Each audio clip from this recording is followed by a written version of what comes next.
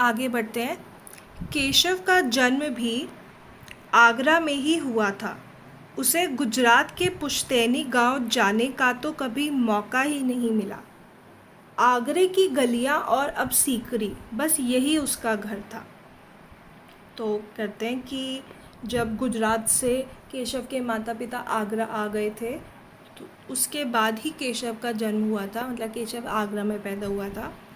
और जो गुजरात में उसका पुश्तैनी घर था, पुश्तैनी मतलब जो उसके दादा और दादा से भी पहले जो परदादा वगैरह होते हैं, जो बहुत सालों से या पीढ़ियों से, मतलब उसके जो दादाजी होंगे, दादाजी के जो पापा होंगे, उनके जो पापा होंगे, उन्होंने जो आगे आगे आगे करके दिया है, तो जो बहुत पुराना पुश्तैनी पीढ़ियों से चला आ रहा है, generation to generation pass on हो रहा है जो उनका घर, वो तो कभी देखा ही नहीं था केशव ने, क्योंकि वो पैदा भी यहीं पे हुआ था और तब से यहीं पे रह रहा है, यहीं पे मतलब आगरा में। उसके बाद आगरा आगरा की गलियाँ, मतलब आगरा में ही घूमा है। और अब सीकरी, सीकरी आगरा के पास ही एक जगह है, इसका पूरा नाम है फ़तेहपुर सीकरी, और उत्तर प्रदेश में आगरा के बिल्कुल पास में ये जगह है, और यही उसका घर था। या तो आगरा जाता था या सीकरी में। आगे बढ़ते हैं। चारों ओर हो रही छेनी हथौड़ों की ठक ठक खड़खड़ के बीच केशव को किसी के कदमों की आहट भी नहीं सुनाई पड़ी। इसलिए अचानक कानों में एक आवाज़ पड़ने पर वह चौंक गया। माशा अल्लाह, ये घंटियाँ कितनी सुंदर है, तुमने खुद बनाई है? इसके बाद क्या होता है कि इतनी सारी आवाज़, केशव काम कर रहा होता है, उसके आसपास वाले लोग होते हैं वो भी काम कर रहे होते हैं, जो उसके संग तराश होते हैं वो सब काम कर रहे होते हैं। तो इतनी छेनी हथौड़ों की आवाज़ में ठक ठक हो रही है, ये जो ठक ठक खड़खड़ ये सारी आवाज़ें आ रही हैं, और इनके बीच केशव को पता ही नहीं चला कि कोई उसके पास आके खड़ा हो गया। आहट मतलब आवाज़ भी नहीं सुनाई हुई पड़ी उसे। और फिर एकदम से उसे एक आवाज़ आई, और वो ऐसे चौंक गया, ऐसे ये ना शॉक्ड हो गया कि ऐसे किसकी आवाज़ आई। और वो बोल रहा था कि माशा अल्लाह, माशा मतलब कि माशा अल्लाह एक वो होता है, जिसे कहते हैं कि यूजुअली लोग जैसे बोलते हैं माशा अल्लाह, तो इट्स लाइक कि कोई ऐसी चीज़ की बहुत सुंदर सी चीज़ है। या फिर माशा अल्लाह का जो मतलब होता है, बेसिक मतलब होता है जो अल्लाह चाहते हैं, मतलब वही होता है जो अल्लाह चाहते हैं, और हम क्या कह सकते हैं इसमें। तो ये यही मतलब है इसका। तो ये है कि माशा अल्लाह, वो बोल रहा है कि कितनी सुंदर घंटियाँ और ये तुमने बनाई है। उसके बाद पीछे मुड़कर केशव ने आंखें उठाई तो उसे एक आदमी दिखा। बेशक मैंने ही ये घंटियाँ बनाई हैं। क्या मैं आपको पत्थरों पर नक्काशी करता नज़र नहीं आ रहा? देखते नहीं, मैं ही पत्थर को तराश रहा हूँ, केशव ने बड़ी तल्खी से जवाब दिया।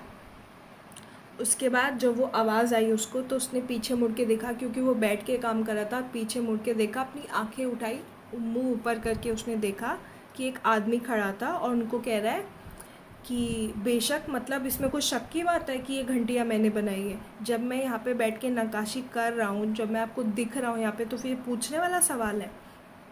और केशव ने तल्खी से, मतलब बहुत रूडली जवाब दी, चिढ़ के जवाब दिया कि जब मैं काम कर रहा हूँ तो कोई मतलब है ये क्वेश्चन पूछने का मुझसे? उसके बाद जो वो आदमी खड़ा था पीछे, वो बोल रहा है, दिखता तो है पर तुम इतने छोटे लगते हो ना। वह आदमी हंसते हुए बोला, मैं 10 साल का हूँ। 10? अच्छा। वह आदमी पास पड़े पत्थर पर बैठते हुए बोला, तब तो काफ़ी बड़े हो। मैंने भी 13 साल की उम्र में एक लड़ाई में हिस्सा लिया था। अब क्या है, जब वो ऐसे रूडली बात करता है तो बस मज़ा आ गया आदमी को, वो वहीं पे बैठ गया कि हाँ मुझे दिख तो रहा है, लेकिन तुम इतने छोटे लगते हो ना, कि मतलब उसे विश्वास नहीं हुआ कि ये इतना सुंदर जो घंटियों पे काम, घंटियों पे तराश रहा है, ये एक छोटा सा बच्चा कर रहा है। तो जो केशव है वो पूरे अकड़ में बोल रहा है कि नहीं, मैं तो अब 10 साल का हूँ। मतलब उसको ये है कि मैं बहुत बड़ा हो गया हूँ, मैं 10 साल को, 10 साल का बच्चा छोटा नहीं होता। तो जो आदमी खड़ा था वो कहता है, 10? मतलब वो भी ऐसे इम्प्रेस हो गई कि वो तुम 10 साल के हो, तो मतलब काफ़ी बड़े हो गए और तुम कर सकते हो ये काम। तो वो आराम से पास के एक पत्थर पे बैठ गया, और फिर अपने बारे में बता रहा है कि जब वो 13 साल का था, मतलब जब वो 13 ईयर्स का था, तब उसने अपनी पहली लड़ाई लड़ी थी, उसने एक लड़ाई में हिस्सा लिया था। अब केशव उस आदमी को अच्छी तरह देख पा रहा था, क्योंकि अब उसे आंखें ऊंची करके नहीं देखनी पड़ रही थी, वो साथ में एक पत्थर पे बैठ गया था, तो वो आराम से देख पा रहा था उसको। उसकी उम्र रही होगी 30 से ऊपर, कद मंझोला था, वह सफ़ेद अंगरखा और पजामा पहने हुए था। उसके लंबे बाल गहरे लाल रंग की पगड़ी में अच्छी तरह से ढके हुए थे। अब क्या है, केशव उसको देख पा रहा था, तो वो समझ पा रहा था कि ये आदमी जो है वो 30 साल से ऊपर का है, मतलब, और उसका कद मंझोला था, मतलब बीच बीच का था, एवरेज सा था, ना ज़्यादा बड़ा था ना ज़्यादा छोटा था, एवरेज हाइट थी उस आदमी की। वह सफ़ेद अंगरखा और पजामा पहने हुए था। अब क्या होता है, पहले के ज़माने में जो राजा महाराजा होते थे वो ऐसे ऐसे बांधने टाइप वाला ऐसे लंबा सा पहनते थे। मैं तुम्हें दिखा देती हूँ एक बार। ये देखो, ये होता है अंगरखा। तो ये ऐसा सफ़ेद अंगरखा पहना हुआ था और उसके नीचे पजामा पहना हुआ था उस आदमी ने।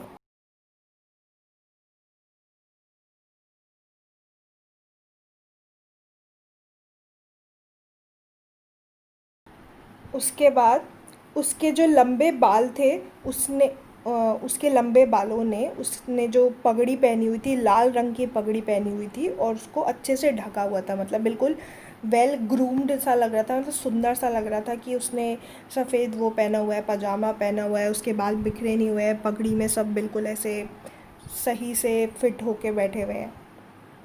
उसके बाद लगता है कोई बड़ा आदमी है। केशव ने उस आदमी के गले में पड़ी बड़े बड़े मोतियों की माला और उंगलियों की अंगूठियों को देखते हुए सोचा। तीखी नाक, बड़ी बड़ी आंखें, होठों को ढकते हुए नीचे की तरफ आती घनी मूछें।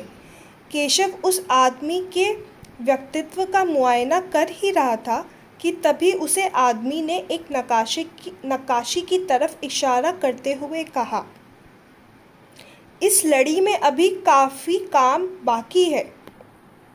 तो क्या होता है कि जब वो सब देख रहा होता है, सब पूरा ऐसे चेक वेक कर रहा होता है केशव उस आदमी को, तो सोचता है कि बहुत बड़ा आदमी लगता है ये, क्योंकि उसके गले में बहुत मोटे मोटे मोतियों की माला थी और उंगलियों में बहुत सारी अंगूठियाँ थी, बड़ी बड़ी अंगूठियाँ थी। तीखी नाक, मतलब शार्प नोज, ऐसी मोटी नहीं थी, मतलब एकदम तीखी नाक थी। तीखी मतलब शार्प नाक, इसका मतलब कोई स्पाइसी नाक का मतलब नहीं, शार्प थी, मतलब उसकी ऐसे, मतलब शार्प फीचर्स जिसे बोलते हैं, ऐसे था उसका। बड़ी बड़ी आंखें थी और होंठों को ढकती हुई नीचे की तरफ आती घनी मूछ थी, मतलब बहुत ऐसा होता है कम मूछ होती है लेकिन उसकी बहुत भारी मूछ थी, और नीचे की तरफ आती हुई, मतलब ऐसी कुछ शेप थी उसकी, ऐसा कुछ था, ऐसी शेप थी मूछों की कि नीचे की तरफ होठों की तरफ आ रही है वो और फिर उसके बाद ऊपर जा रही है, तो ऐसी मूछ थी उसकी।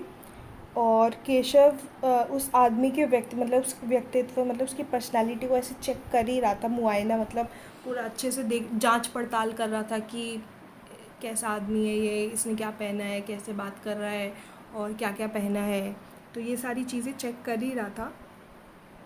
तभी जो वो आदमी था उसने एक जो नक्काशी की हुई होगी पहले से, उसकी तरफ इशारा करते हुए कहा कि इस लड़ी में अभी काफ़ी काम बाकी है। तो मतलब वो देख रहा है, बहुत इम्प्रेस सा हो रहा है उस नक्काशी वगैरह को देख के, और कह रहा है कि इस नक्काशी में तो अभी काम बाकी है ना।